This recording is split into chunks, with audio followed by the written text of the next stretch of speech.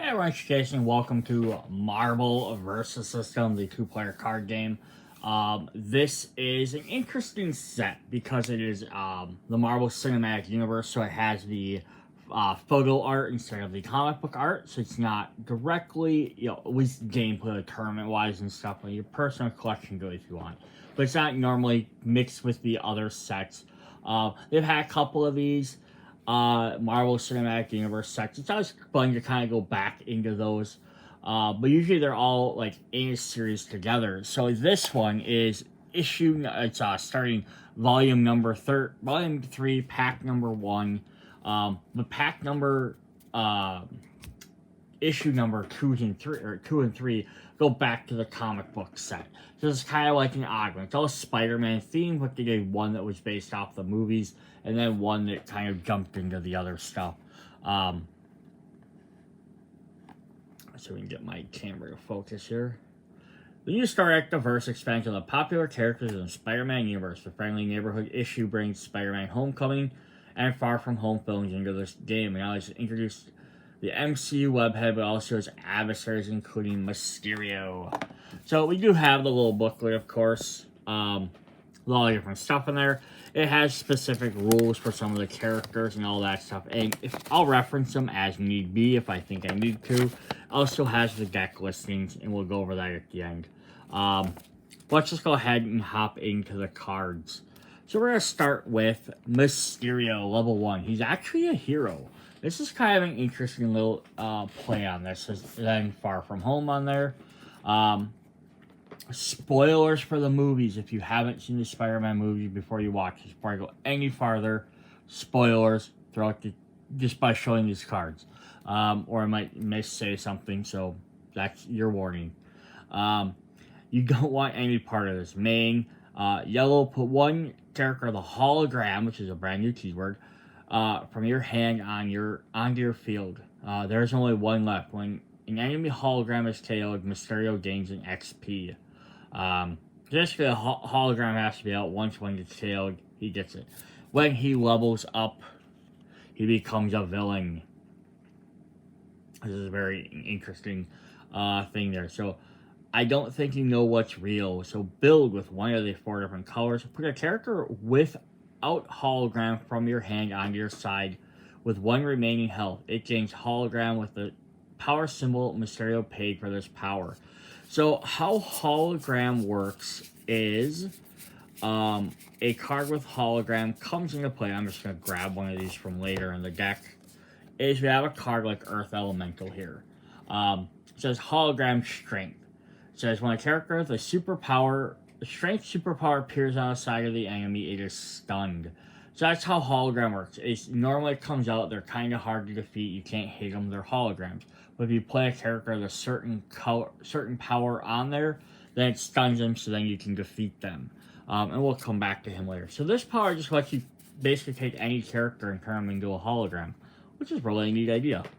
Then we have a second hero. Of course, we're going to get Spider-Man. What would Spider-Man set be without Spidey? He has to climb. At the start of your main phase, you may exhaust a location on your side. If you do, put a +1/+1 counter on Spider-Man. And then Homecoming, level up 4. When Spider-Man climbs a location he hasn't climbed this game, he gains an XP. So he has to climb 4 different location cards. Now, it could be the same named location card. You could have multiple, like, training grounds, for example. You just to, like, climb each training ground once. So you might need to, like, maybe put a token or something on there, or shift them up or down on your thing, just so you need help keeping track of that. But when he levels up, he goes from his Homecoming to his Far From Home outfit. He got his web wings there, which is pretty cool. Far From Home, when one of the following locations appear on your side: the Academy, draw 2 cards. The Fortress, put 3 +1/+1 counters on Spider-Man.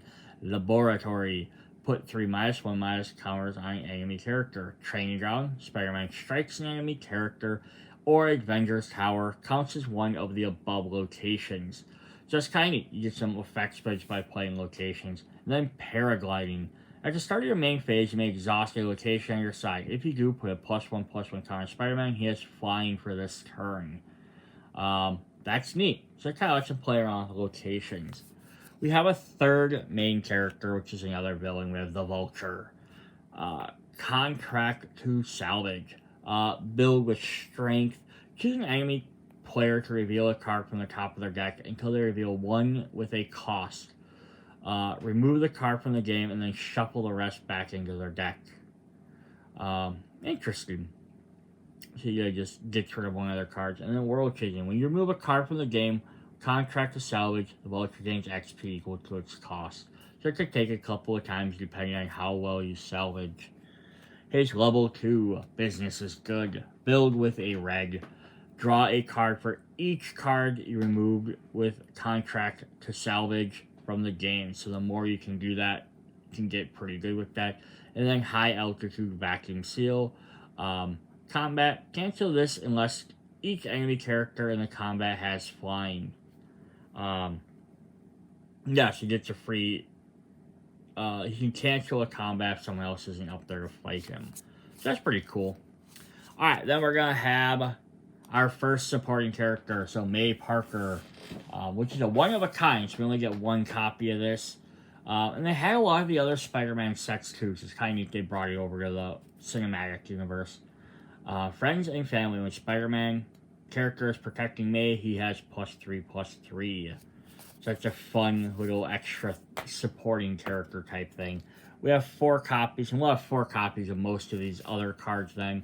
The Tinkerer. It's just funny, they don't even show his face, they just show his hands. Tinker. Build, search your deck for an equipment, reveal it, and put it into your hand. We have 4 copies of Shocker. Throw down the gauntlet. When Shocker strikes a front row defender this combat, you may push it to its back row and exhaust it. If you do, it can't ready its next turn. Neat, check out push stun effect. What would these Spider-Man movies have been without good old Tony Stark, aka Iron Man? Genius, at the start of your turn, draw a card. I'm not here. Blue or yellow, build. Put a hero Iron Man supporting character from your hand onto your side with Swarm. Alright, yeah, put an Iron Man supporting character your hand on your side with Swarm. So Swarm says you can have any number of characters with his name on your side. So it's kind of neat. You can basically, like, summon a bunch of his armors out. That's a really neat effect for a supporting character. We have 4 copies of Gummitri. That is Gummitri. Well, each of your following characters has a face-up on your side. Gummitri has, if you have Maria Hill, +1/+1 stealth, Nick Fury, +1/+1 genius, and Spider-Man, +1/+1 safeguard. So genius we've seen before. Let's draw a card at the start of your turn. Safeguard is in this character's row. Characters without safeguard can't be attacked. So he blocks everyone in his row. And then stealth, character can melee attack back row characters even while they're protected. So it gets you some good options there. Then we have 4 copies of the Vulture. That's Thief. When a Vulture appears, you may choose an enemy player to discard a random card. You kind of see he plays off his main version a little bit. We have a one-of-a-kind Earth Elemental. We saw him earlier. So 1 card in deck. He has Hologram. Well, these are 10/10s. It's pretty powerful, but yeah, then you can go ahead and stun him if you just play one of them cards. Otherwise, it'd take a while to be able to defeat him. We have 4 copies of Mysterio. We need maximum damage. At the start of your build phase, you may put a character with Hologram from your hand on your side. So just to summon them guys quicker. We have 4 copies of Spider-Man. Home is where the heart is. Spider-Man has +3/+3 for each hero character he is protecting. Web swinging, main, pull back an enemy, a back row enemy character to its front row. We get some more elementals. We have the Water Elemental. This is always kind of interesting because sand is kind of like Sandman, water is kind of like Hydro Man. They kind of played off that a little bit. But he has Hologram with the yellow, but he's also 12/12. We have the next one's the Fire Elemental. It's kind of like Molten Man a little bit. hologram with the blue, and then we have the fourth elemental, which was super elemental, which is the combination of the three, who has the red one. So those are all the different supporting characters, and we have some plot twists. This one's a little bit out there. So we have Alter Ego. Build, choose a character on your side and make up a new name. That character loses its current name and gains a new name until it leaves play. That character has stealth this turn. So per the rules is basically it's saying if you have Spider-Man, you could now rename him to Spider-Monkey or whatever you want. You could call him the Great Gazoo or Batman or whatever, as long as it's not the name of a character that already exists in the game. I would argue that as long as it wasn't a character you don't have in your deck, you'll just want to make it easier, something to remember. It's just not a character that's already in the game. I suppose the only reason you'd have to watch that is because you don't know what's in your opponent's deck. Or if you name him, like, instead of Spider-Man, you name him Scarlet Spider, then everyone would know you don't have a Scarlet Spider in your deck. So it's kind of that. What they do is it replaces all name, all AKAs. So now if I rename my one Spider-Man to Night Monkey, I can now play another Spider-Man character out because they have different names. But they can't power each other up. So it's kind of an interesting card. We have 4 copies of the villain plot twist. Everywhere I go, I see his face. Choose a character in an enemy KO pile and remove it from the game. Supporting characters with the same name can't appear on the enemy's side of the game. So that's kind of neat. So if, like, you remove Iron Man, you can no longer play Iron Mans anymore. Then we have some equipment cards. This is fun. I like the equipment. We don't have too many of these in this game. So you have a villain one, the Chitauri Weaponry. Let's keep it. You can only play this card, well, a card with Chitauri in its name is in a KO pile. So this is interesting because you can't actually then use it in this deck. So I'm not really sure why they did that. I don't think there's anything in the rules that, yep. There's nothing in the rules that specifically state why that is. It's just being in a KO pile though. But a pretty cool stealth character gets +3/+3 firing. It's really powerful, so I get it. And then the other one, we have 4 copies of Edith. For the heroes, which says even, Dad, I'm the hero. You can only play this card while Iron Man is in a KO pile. So it's a little bit more restrictive than the other one. But at least there's an Iron Man in this set.